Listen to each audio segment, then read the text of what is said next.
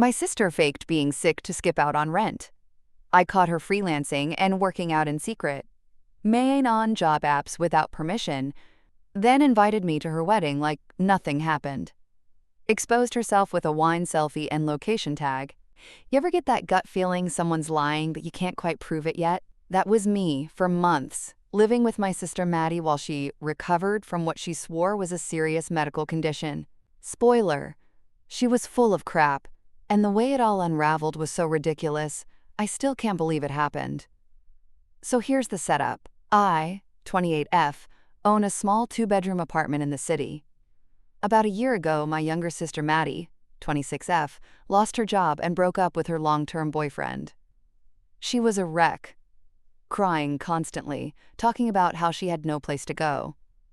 Being the idiot I am, I told her she could stay with me for a few months until she got back on her feet. At first, things were okay. We were never super close, but I figured maybe this could be a way to bond. Then, 2 months in, she started acting weird. Always tired. Never left the house. Said she was dizzy and nauseous all the time. I asked if she needed to see a doctor, and she goes, "I already did. They think it might be a chronic autoimmune thing. I just need rest." I took her word for it. I mean, she looked pale, she moved slowly. I didn't think she was faking, at least not then.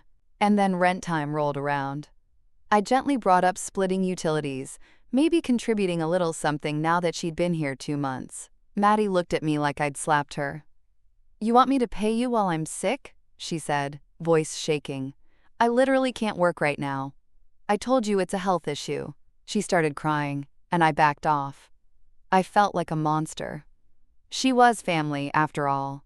I figured, once she got better, she'd pay me back, or at least help around the apartment. But nah, she just nested. Fast forward another couple months, and she's full-on freeloading. No chores, no job hunting. She orders delivery almost every day with my DoorDash account.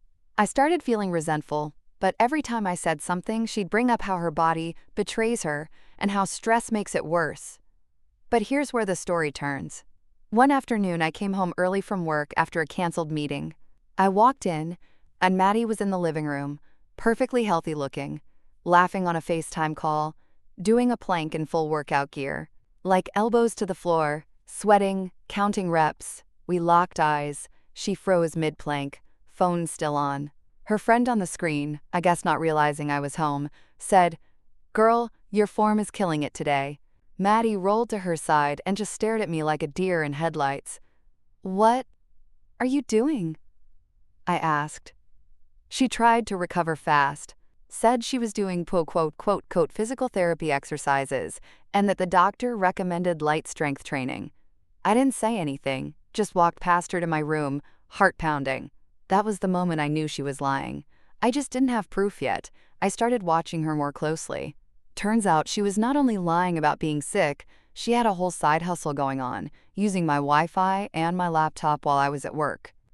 She was doing remote design gigs through Fiverr. I found an invoice one night when I was looking for my charger and opened my laptop. She hadn't even logged out. It was a full list of clients, payments, deadlines. Girl was making money.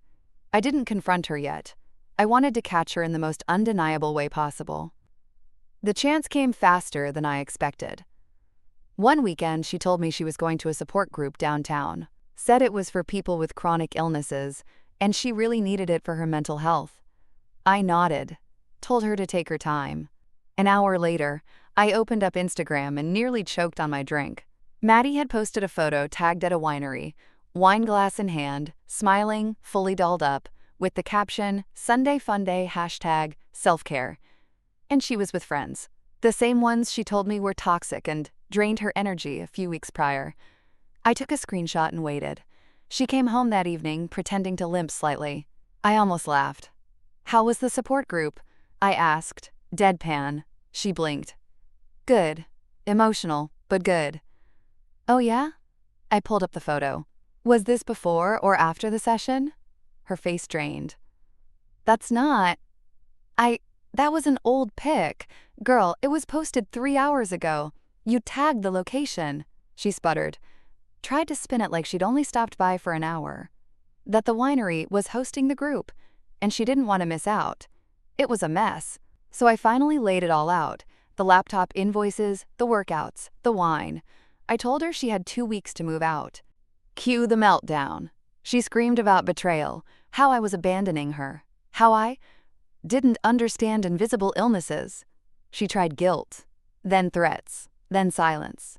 2 days later, I get a call from our mom. Apparently Maddie told her I was kicking her out while she's disabled. I calmly told my mom to ask Maddie where her disability checks were going. Or, better yet, how she was doing yoga 3 times a week at a studio near our apartment. Turns out Maddie forgot one small detail. She posted a yoga class check-in on Facebook, with location tracking still on. My mom saw it. Things went downhill real fast. Mom called her out. Maddie cried. And eventually, she confessed. She wasn't sick. She just didn't want to go back to working retail and found out she could make money online while living rent-free. And the cherry on top? One of her clients apparently ghosted her after she didn't deliver on time, and that client turned out to be a friend of a friend who also knew me. That's how I found out she was using my name on some of her freelance profiles to look more professional. Yeah, I kicked her out the next morning, changed all my passwords, got my locks rekeyed. And no, I haven't spoken to her since. She's living with our aunt now, and last I heard, she's trying to find herself. Whatever that means. Lesson learned. Don't let guilt override common sense, especially when it comes to family. They can be just as manipulative as strangers. Sometimes worse, because they know exactly how to push your buttons. After she left, the silence in the apartment was almost too quiet. Like eerily peaceful. No drama, no tiptoeing around made-up symptoms, no mysterious DoorDash charges. For the first few days, I just enjoyed the quiet and reclaimed my space, deep cleaned the whole place, burned some sage, don't judge me, and finally used my second bedroom as an office like I'd always planned. But, of course, it didn't stay quiet for long. I thought Maddie would lay low, maybe reflect, maybe, God forbid, take responsibility. Nah, she started damage control. First, she hit up the group chat with our cousins. Claimed I kicked her out during a health crisis and that I stole her freelance income. Like, girl, I literally told you to get out because you lied. And as for the money, I didn't touch a dime of hers. She just happened to use my laptop and my accounts without permission. Kinda bold to accuse me of theft when she was the one logging into my Netflix and Venmo like it was hers. One cousin texted me on the side like, "Hey, is Maddie okay? She said you were abusing her and withholding food? Excuse me?" I straight up FaceTimed her and walked through my spotless apartment, fully stocked kitchen. Her old shelf in the fridge still labeled. "Does this look like I starved your girl?" I said. She just blinked and said, "Yeah." I figured she was stretching the truth again. It was surreal watching Maddie spin this elaborate web like she was in some low-budget soap opera. And honestly, I think she believed half the stuff she was saying. Like once she was in the lie, she just lived there. Then came the wildest part. Maddie had the audacity to apply for an apartment under my name. I'm not joking. A leasing office called me, yes, me, to verify my employment for a studio in a neighboring city. I was like, sorry, I didn't apply for anything. They gave me the name Maddie had used. It was my name, but her info. She even listed my job as her employer and used a spoofed email that looked like mine. Y'all, I was so stunned I just sat there on the couch for 5 full minutes, staring at my phone like, is this girl possessed? I called her immediately, she didn't pick up. Texted her, no answer. So I sent a message that said, "You need to respond before I involve the cops. I have every right to." Suddenly she replies, "OMG, you're so dramatic. It was just a backup plan. I wasn't going to use it." What kind of logic is that? Like fraud only counts if you follow through? I sent a final text. "Don't use my name for anything. Ever again. This is your one warning." She left me on red. A few days later, our mom called again. This time, not to defend her. Apparently, Maddie tried to convince her that I hacked her accounts and ruined her job prospects. I honestly think she thought if she pushed the narrative hard enough, someone would cave. But my mom? She's finally waking up. She told me, "You know, I used to think Maddie just had bad luck, but I'm starting to see it's just Maddie." Hallelujah. It was like the spell broke. Years of Maddie skating through family drama with excuses, health issues, heartbreaks, sensitive energy, yes, she said that once. And now she was finally out of get out of jail free cards. I decided I was done being quiet. I made a short post on my private Facebook, only close family and friends, explaining what really happened. Kept it simple. I gave Maddie a place to live for 6 months. She lied about being ill, worked under the table, refused to help with rent, used my name and accounts without consent, and then left after being caught. No insults, just facts. The post kind of blew up in the family circle. A couple aunts messaged me saying they had suspected something was off. One uncle even asked if Maddie had tried the bad back excuse with me. Apparently, she pulled that stunt a few years ago to get out of a family road trip and then went hiking the same weekend.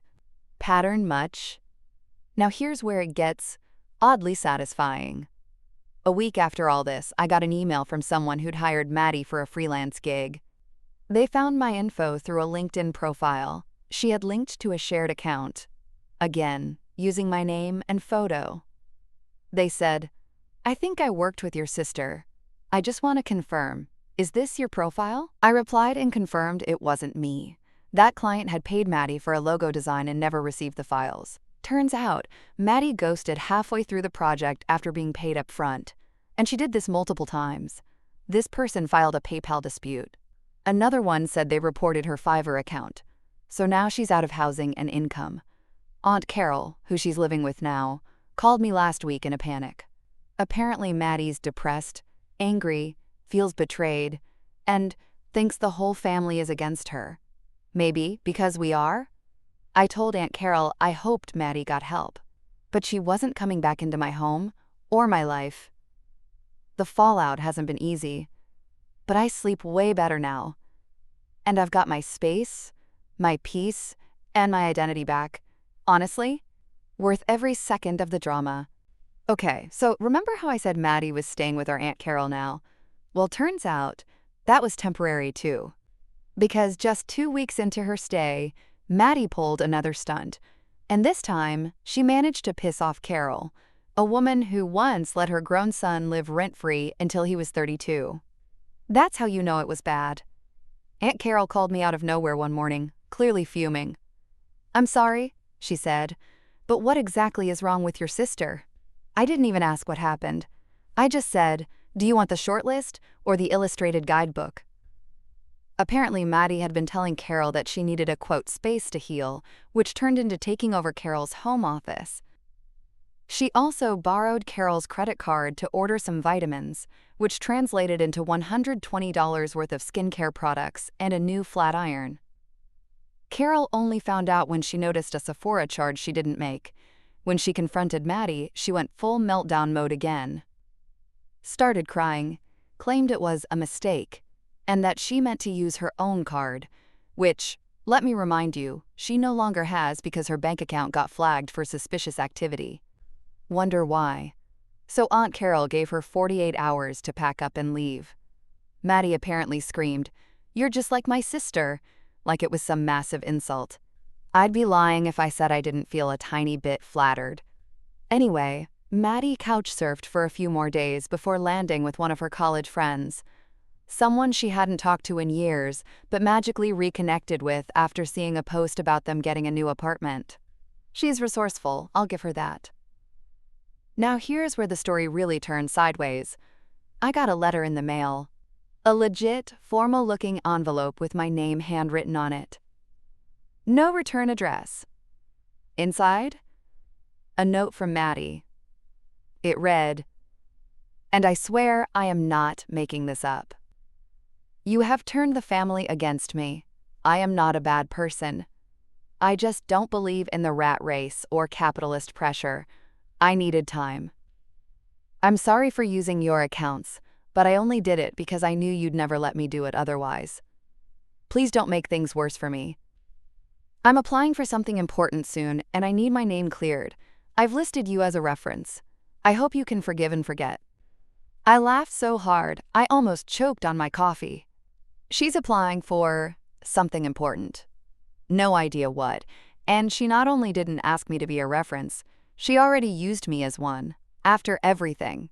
After stealing my info, freeloading for 6 months, lying, committing light fraud, and turning half the family against me. I showed the note to my friend Kira and she deadpanned. Bold move, almost admirable in its delusion. So I did what any sane, exhausted older sister would do. I emailed the address listed on the job application Maddie had somehow connected to me. She was dumb enough to use my email in her resume template, which I guess she forgot to delete, and I told them point blank. This person is misrepresenting herself and has previously committed identity-related misconduct under my name. I do not recommend her in any capacity. Petty? Maybe. Necessary? Absolutely. But the final straw, the thing that made me throw my phone across the room, was a TikTok I stumbled upon a few days later. It was Maddie. In full glam, with a soft piano cover of Fix You by Coldplay playing in the background, she was talking straight to camera.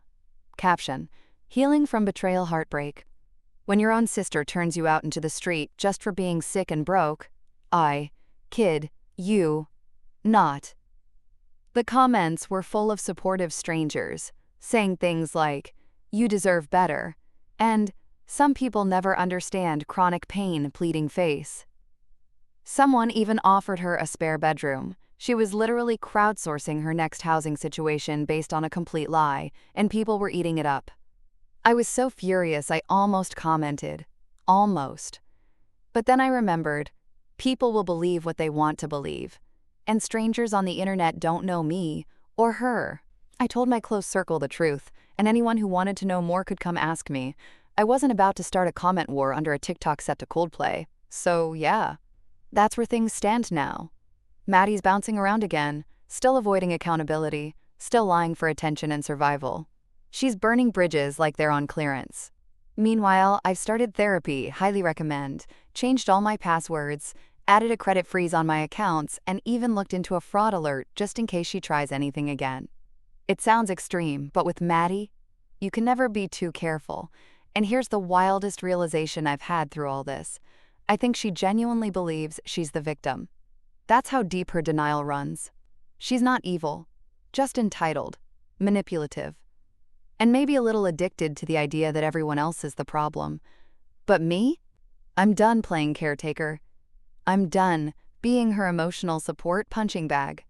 And I'm finally starting to believe that protecting your peace, even if it means cutting off family, isn't selfish, it's necessary. After the TikTok fiasco, I went full ghost mode, blocked Maddie on every platform, flagged her email, even updated my security questions to things not even she could guess. RIP to my childhood pet's name. It's now something like Cactus Pudding 74. For a blissful couple of weeks, I didn't hear a thing. No family drama. No flying monkeys in my DMs. Just me, my peace, and my trashy reality shows. And then came the wedding invitation. Now at first, I thought it was a mistake. It was addressed to me, full name, but the return address said, Samantha plus Chris. I don't know a Chris.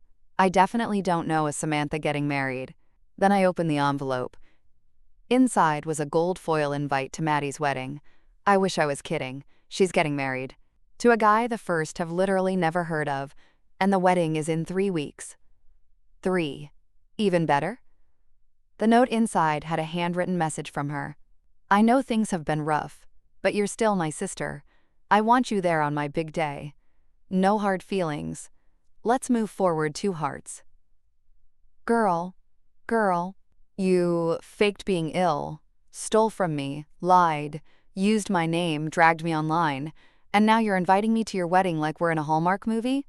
I texted our mom, just to verify this wasn't some elaborate prank. She confirmed it. Maddie was very in love. Had met this guy at some weird group retreat. And they decided to do a quick courthouse wedding with a reception party afterward. Mom added, "She's trying to turn a new leaf." I didn't respond. But the universe? Oh, she has a spectacular sense of humor. Because 2 days later, I ran into Maddie. In the wild. I was at Target, living my best leggings and Starbucks life, when I turned down the cleaning aisle and there she was. Maddie. Holding a Swiffer box like she was about to change her whole personality. We made eye contact. Neither of us said anything for a second. Then, as if she were the one ambushed, she rolled her eyes and said, of course you're here." I said, "Yep. Still in town. Still paying for my own stuff." She muttered something about how it must be nice to be so judgmental. Then, and I swear I couldn't make this up if I tried, she actually asked me if I was planning to RSVP, like we hadn't completely torched our relationship and set the ashes on fire. I said, "No, I don't support con artists." She scoffed. "It was never that serious." Oh, but it was, Maddie.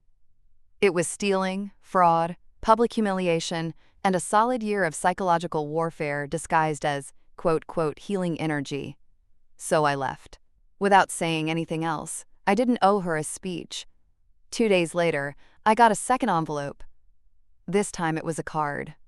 Inside it read, "It's really sad you're letting bitterness control you. I wanted you at my wedding because I thought you'd be happy I found someone who accepts me.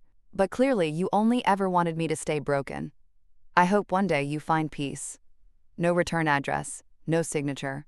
Just that. But this is where the story ends, not with another confrontation, but with me realizing something really important.